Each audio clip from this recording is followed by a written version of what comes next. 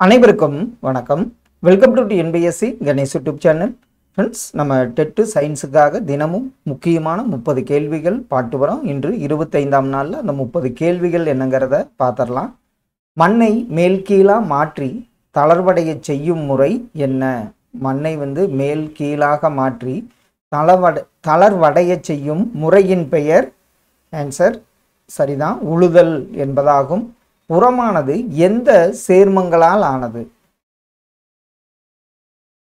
ஆப்ஷன்ல என்பிகே, அதாவது nitrogen, phosphorus, potassium போன்ற சேர்மங்களால் ஆனது உரமாகும்.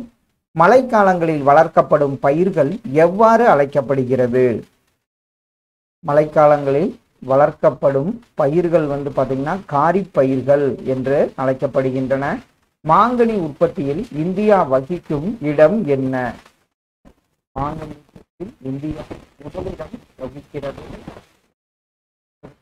காரிப் பயிர்கள், ராபி பயிர்கள், சயாடு பயிர்கள், நார் பயிர்கள்.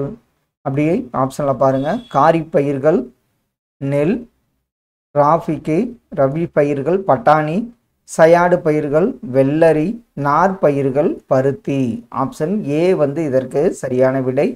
பயிர் தாவரங்களுக்கு தேவையான அளவு ஊட்டப்பொருட்களை உகந்த விகிதத்தில் அளிக்க வல்ல மண்ணிற்கே உரிய திறன் என்பதை குறிக்கும் சொல் எது? பயிர் தாவரங்களுக்கு தேவையான அளவு ஊட்டப்பொருள்களை உகந்த விகிதத்தில் அளிக்க வல்ல மண்ணிற்கே உரிய திறன் மண் வளம் என்று அழைக்கப்படுகிறது. உழவர்களின் நண்பன் என்று அழைக்கப்படுவது என்ன? உழவர்களின் நண்பன் ஆன்சர் சரிதான், மண்புழு என்பது சரியான ஒன்று. தாவர மற்றும் விலங்கு கழிவுகள் மட்குவதால் கிடைக்கும் கரிம பொருள் எது? தாவர மற்றும் விலங்கு கழிவுகள் மட்குவதால் கிடைக்கும் கரிம பொருள் அங்கமட்டு என்று அழைக்கப்படுகிறது. மண்ணிற்கு உரம் சேர்த்தல் எவ்வாறு அழைக்கப்படுகிறது? மண்ணிற்கு உரம் சேர்த்தல் உரமிடுதல் என்று அழைக்கப்படுகிறது. 2050 எதிர்பார்க்கப்படும் மக்கள் தொகையின் அளவு என்ன? 2050 பார்த்தீங்கன்னா 9 பில்லியன் மக்கள் தொகை எதிர்பார்க்கப்படுகிறது. விளைந்த பயிர்களை வெட்டி சேகரிக்கும் செயல் எவ்வாறு அழைக்கப்படும்? விளைந்த பயிர்களை வெட்டி சேகரிக்கும் செயல் ஆப்ஷன்ல பார்த்தீங்கன்னா அறுவடை என்று அழைக்கப்படுகிறது. விதைகளை மண்ணில் ஊன்றச் செய்யும் செயல் என்ன? விதைகளை மண்ணில் ஊன்றச் செய்யும் செயல் விதைத்தல் என்பதாகும். இந்திய உணவுக் கழகம் எங்கு உள்ளது? இந்திய உணவுக் கழகம் பார்த்தீங்கன்னா புதுடெல்லியில் அமைந்துள்ளது. களைகள் குறைவாக உள்ள பயிர் வளர்ப்பு முறை எது? களைகள் குறைவாக உள்ள பயிர் வளர்ப்பு முறை கூட்டுப்பயிர் வளர்ப்பாகும். தானியங்களை அவற்றின் பதர் மற்றும் கனிகளிலிருந்து பிரித்தெடுக்கும் செயலின் பெயர் என்ன? அதற்கு பெயர் பார்த்தீங்கன்னா கதிரடித்தல் என்பது சரியான விடை. அறுவடைக்கு பிந்தைய செயல்பாடுகளின் முக்கிய அம்சம் என்ன? அறுவடைக்கு பிந்தைய செயல்பாடுகளின் முக்கிய அம்சம் சேமிப்பு என்பது சரியான ஒன்று.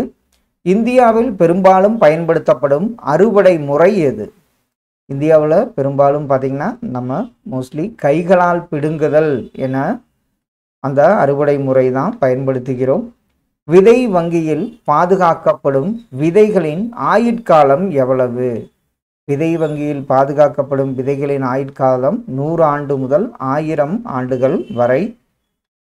லைக்கன் என்பது எவற்றின் ஒருங்கிணைப்பு ஆகும்? லைக்கன் என்பது ஆப்ஷன்ல பாசி மற்றும் பூஞ்சையின் ஒருங்கிணைப்பாக உள்ளது. கிருஷி விஞ்ஞான கேந்திரா நிறுவனம் எந்த ஆண்டு நிறுவப்பட்டது? கிருஷி விஞ்ஞான கேந்திரா நிறுவனம் நிறுவப்பட்ட ஆண்டு 1974ஆம் ஆண்டாகும். பஞ்சகவ்யா என்பது என்ன? பஞ்சகவ்யா இது வளர்ச்சியை தூண்டும் ஒரு கரைசல் என்பது சரியான விடை. பூசா நிறுவனம் என்று அழைக்கப்படுவது என்ன? இது பார்த்தீங்கன்னா ஜூட் அக்ரிகல்ச்சர் ரிசர்ச் இந்தியா அப்படிங்கிறது தான். இந்த ஜாரிங்கிறது தான் பூசா நிறுவனம். அதோட ஃபுல் ஃபார்ம் பார்த்தீங்கன்னா ஜூட் அக்ரிகல்ச்சரல் ரிசர்ச் இந்தியாங்கிறது சரியான விடை. முதலில் விதைகளை விதை வங்கியில் சேமிக்க தொடங்கிய நிறுவனம் எது?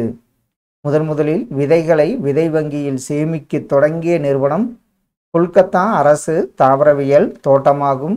விதை பந்துகள் எனப்படுபவை எவற்றின் கலவை? விதை பந்துகள் இதை எதன்னு சொல்லுவோம்? மண், மட்கிய குப்பை, தாவர விதைகள். இதைத்தான் விதை பைகள் என அழைக்கப்படுகிறது. பருத்தி மற்றும் சோள தாவரங்களை பாதிக்கும் பூச்சி இனம் எது? பருத்தி மற்றும் சோள தாவரங்களை பாதிக்கும் பூச்சி இனம் லெபிடாப்டீரா என்ற பூச்சி இனமாகும். பின்வருவனவற்றுள் பஞ்சகவ்யாவில் இல்லாதது எது? இதில் 5 பொருட்கள் இருக்கும். பசுவின் சாணம், பசுவின் சிறுநீர், தயிர் இது இருக்கும். சர்க்கரை என்பது கிடையாத ஒன்று.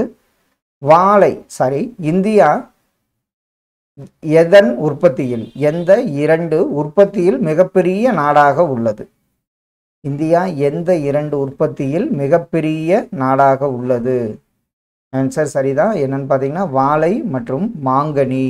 ஆப்ஷன் டி சரியான விடை. வாழை மற்றும் மாங்கனியில் தான் இந்தியா உற்பத்தியில் மிகப்பெரிய நாடாக உள்ளது. உயிரி பூச்சிக்கொல்லிகள் எது? உயிரி கொன்றுண்ணிகள், உயிரி உரங்கள், உயிரி சுட்டுக்காட்டிகள், உயிரி பூச்சி விரட்டிகள். அப்படி பாருங்க, உயிரி பூச்சிக்கொல்லிகள் எதுன்னு பார்த்தீங்கன்னா பேசில்லஸ் துரிஞ்சியன்சிஸ் என்பது தான் உயிரி பூச்சிக்கொல்லிகள். உயிரி கொன்றுண்ணிகள் இது எதுன்னு பார்த்தீங்கன்னா வெள்ளை ஈக்குகளை கட்டுப்படுத்துகிறது. உயிரி உரங்கள் மண்வளத்தை மேம்படுத்துகிறது. அடுத்த ஒன்று உயிரி சுட்டிக்காட்டிகள் சூழ்நிலையின் தரம். உயிரி பூச்சி விரட்டிகள் உயிரி பூச்சி விரட்டிகளாக உள்ளது வேப்பிலைகள்.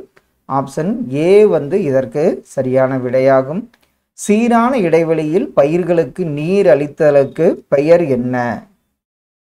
சீரான இடைவெளியில் பயிர்களுக்கு நீரளித்தல் நீர்ப்பாசனம் என்று அழைக்கப்படுகிறது. நிலத்தில் ஒரே அளவிலான ஈரப்பதம் பயன்படுத்தப்பட நீர்ப்பாசன முறை எது?